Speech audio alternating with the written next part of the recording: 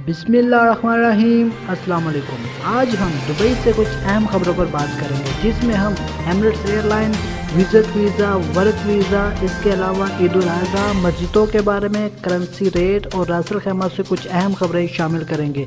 अगर अभी तक आपने असल पॉइंट को सब्सक्राइब नहीं किया तो इसे सब्सक्राइब कर लें, क्योंकि मैं हर रोज़ दुबई की ताज़ा तरीन खबरों के साथ आपकी खिदमत में हाजिर होता हूँ। सबसे पहले एमिरेट्स एयरलाइन की बात करते हैं, जिसमें एमिरेट्स एयरलाइन इस्तेमाल करने वालों के लिए बड़ी ऑफर सामने है। अगर आप एमिरेट्स एयरलाइन इस्तेमाल करते हैं और आप में कोरोना वायरस की अलामात पाई गई और आप 14 दिन के लिए अपने घर में या होटल में रहते हैं, तो एमिरेट्स एयरलाइन आपके एक दिन के 426 दरम अदा करेगा, मतलब 14 दिन के लगभग 6000 दरम पे करेगा।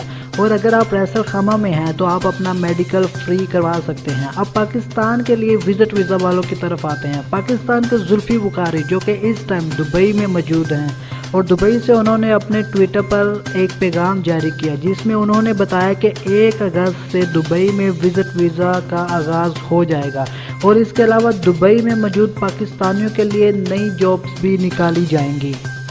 इसके अलावा दुबई में एक्सपायर वीज़ा वालों के लिए एक अच्छी खबर सामने आई। अगर आपका वीज़ा 1 मार्च के बाद अगस्त तक कभी भी एक्सपायर हो तो आपको 10 अक्टूबर तक अपना वीज़ा रिन्यू करवाना होगा। इसके अलावा ईद उल अज़हा की डेट और छुट्टियों का भी ऐलान कर दिया गया। ईद उल अज़हा की छुट्टियां 30 जुलाई से 2 अगस्त तक होंगी और 3 अगस्त से तमाम ऑफिस दोबारा ओपन होंगे।